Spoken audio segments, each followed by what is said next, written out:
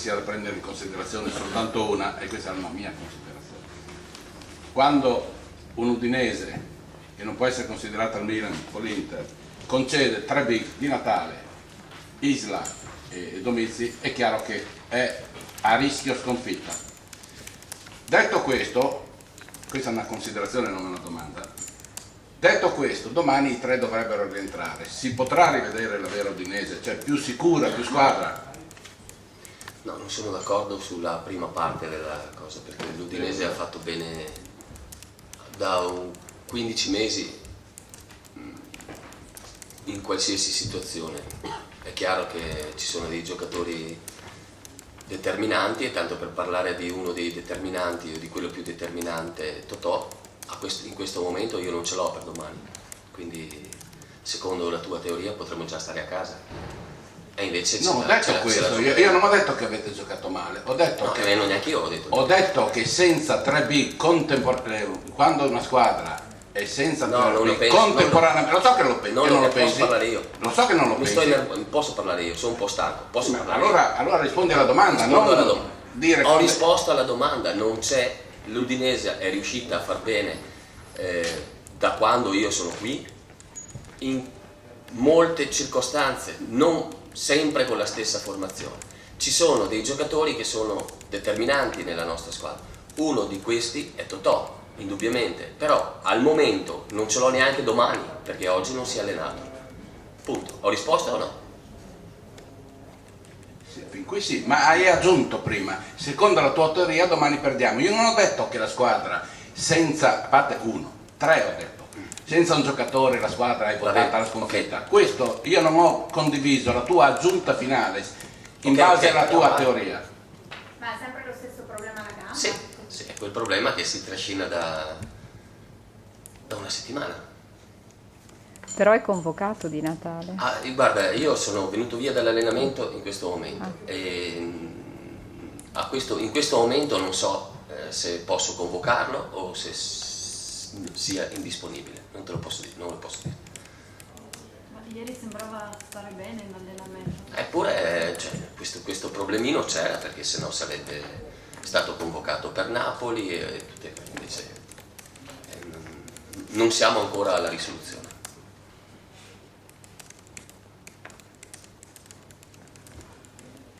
A livello mentale, la sconfitta di Napoli è già stata assorbita, nel senso, ricordo che dopo la partita basta ha detto voltiamo subito pagina, pensiamo al Palermo. È stato un incidente di percorso dovuto anche non è un incidente di percorso, è una partita persa, l'Udinese non può mica vincere tutte le partite.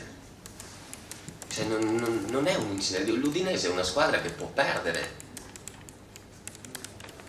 E se non gioca al top, ma non perché devono essere solo 11 top, se i 28 giocatori che ho non giocano al top quando sono chiamati in causa, è dura per l'Udinese, ma è dura anche per il Milan. E siccome l'Udinese non è il Milan, e non è la Juve, e non è il Napoli, l'Udinese può perdere, non è un incidente di percorso. L'Udinese ci sta che perda. Tutto qua. L'anno scorso contro il Palermo l'Udinese fece in casa forse una delle più belle gare casalinghe di tutto quanto il campionato. Quanto è cambiato il Palermo dall'anno scorso a quest'anno e che avversario si aspetta? Il Palermo cambia o non cambia, insomma, a seconda delle annate, ma il Palermo rimane sempre una squadra di qualità, perché io che conosco bene la situazione per averci lavorato quasi 4 anni, so che le potenzialità economiche sono da primissimo livello e quindi la ricerca e l'acquisizione di giocatori importanti c'è sempre stata nel Palermo. Parlo degli ultimi anni, da quando è arrivato Zamparini. Nell'ultimo periodo sembra, però questo non riguarda più, cioè mi sembra di vedere che anche loro puntano di più puntano molto anche su giovani di qualità, giovani di valore, ma la qualità della squadra resta sempre molto alta, perché da quando il Palermo è in Serie A è sempre stato così. Infatti il Palermo e l'Udinese lottano per il ruolo di vice grandi, perché tutti e due da quando Palermo è arrivato in A hanno fatto grandi cose. Perché il Palermo è andato 4 volte in UEFA, l'Udinese mi sembra quella volta 4 o 5, quindi sono due squadre che si equivalgono come spesso. Nel rendimento degli ultimi anni sì, sono due squadre che hanno sempre avuto quasi sempre la possibilità, la capacità di fare dei campionati diciamo intorno alla zona UEFA, dopo prenderla o non prenderla può essere dipeso da tante cose, insomma. Mister, mi scusi, Torge, fino a questo momento è forse l'unico giocatore che non ha ancora dato tutto quello, cioè quello che ci si aspettava da lui, o bisogna solo aspettarlo perché è tutto nuovo, un campionato nuovo? Ma io credo che tutti i giocatori stranieri che sono arrivati qua, soprattutto gli stranieri giovani, hanno avuto un tempo e del tempo per poter esprimere le loro qualità. Perché Sanchez, quando è arrivato, tanto per dire, non era il Sanchez dello scorso anno, giusto? O mi sbaglio, perché io non c'ero quando è arrivato. Giustissimo.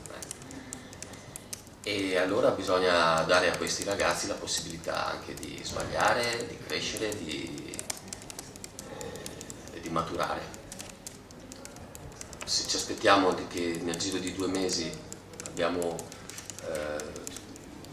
ceduto un giocatore come Sanchez, di ritrovarlo un altro, cioè, secondo me, anche perché francamente nessuno dei giocatori che qui ha le caratteristiche di Sanchez, no, perché l'ho letto da qualche parte che bisogna trovare abbiamo un altro gruppo con diversi giocatori, diversi nel senso non numerosi, giocatori differenti dal punto di vista delle caratteristiche. Tutto qua, e su questi dobbiamo lavorare, con questi, e avere un po' di pazienza. Quando l'Udinese ha venduto Sanchez e il Palermo ha venduto Pastore, veniva quasi automatico dire non riusciranno a ripetere la stagione. I fatti finora dicono l'esatto contrario. Questo perché? Seconda domanda, su Mangia, questo allenatore giovanissimo che scaraventato fra virgolette subito alla ribalta riesce a fare subito bene, dimostra una certa personalità anche nella gestione fra virgolette del presidente. Sulla prima domanda rispondo per l'Udinese e dico che c'è un sinora di troppo, un sinora non di troppo, ma che conta molto perché siamo proprio all'inizio e quindi vedremo cosa potremo fare, lo dirà il tempo, lo dirà il campo, lo dirà la stagione. Adesso è troppo presto per dire che l'Udinese comunque riuscirà a fare, secondo me è troppo presto e lo ripeto per la milionesima volta, questo è un campionato molto ma molto insidioso. E per quello che riguarda, quindi rispondo per la mia squadra, per quello che riguarda Mangia, allora non lo conosco, è un ragazzo giovane di cui tutti parlano bene e quindi vuol dire che quando la voce è comune, che già si sentiva parlare di questo ragazzo prima che prendesse in mano la prima squadra del Palermo, si sentiva dire che era un giovane allenatore che aveva qualità, capacità, perché quelli bravi non è che sono solo quelli che allenano la Serie A, anzi ce ne sono tanti, togliamo l'anzi, ce ne sono tanti che giovani o anche meno giovani che sono molto bravi nelle categorie inferiori. Questo in generale. Lui è un ragazzo che si è presentato bene, spontaneo, simpatico, competente, con personalità. Mi ha fatto, leggendo il giudizio che danno di lui i suoi giocatori, i giocatori attuali, siccome nel Palermo ci sono ragazzi che io conosco bene come Miccoli, Balzaretti, Migliaccio, che non dicono le cose a caso, ma ho sentito esprimere sul loro nuovo allenatore giudizi positivi. Penso proprio che si tratti di un ragazzo che può fare un'ottima carriera. sono i risultati che poi, per completare la risposta, nella gestione del presidente, a Palermo un po' dappertutto, in particolare in certe piazze, Palermo è una di queste, insomma, i risultati sono veramente determinanti e lui i risultati li sta ottenendo.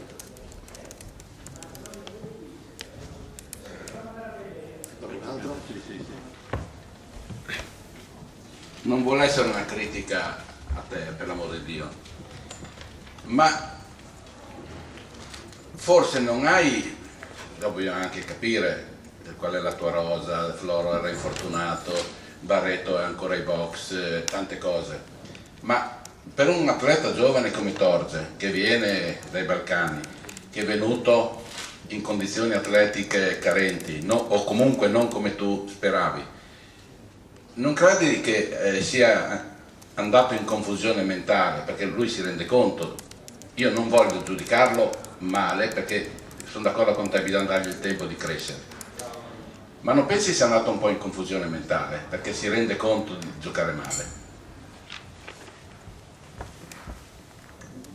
Lui deve stare tranquillo, mi sembra un ragazzo tranquillo, poi ma soprattutto perché lui ha dimostrato di saperci fare, perché se uno viene buttato dentro all'inizio, ancora non pronto, ancora non preparato, però fa vedere quella vivacità, quella intraprendenza e quelle qualità che lui ha fatto vedere nelle prime partite, vuol dire che ce l'ha, vuol dire che le cose ce le ha, perché se non le avesse mai fatte vedere potremmo avere qualche dubbio, ma invece secondo me le qualità le ha. Per una serie di circostanze, magari un ragazzo così giovane e anche non pronto da un punto di vista fisico, sarebbe stato, come dire, forse da inserire a dosi meno massicce, a più piccole dosi, ma d'altra parte, cioè, io non avevo altra possibilità che se non buttarlo nella mischia. Premesso? Sì. Subito considerate appunto tutte le difficoltà alle quali poteva andare incontro. E quindi ho arrivato a dire, non pensi sia andato un po' in confusione mentale? Adesso è in un momento difficile, in un momento in cui magari non gli riescono le cose che normalmente gli riescono, niente di più, come capita a tutti nella vita. Non mi scandalizzo, per l'amore di Dio.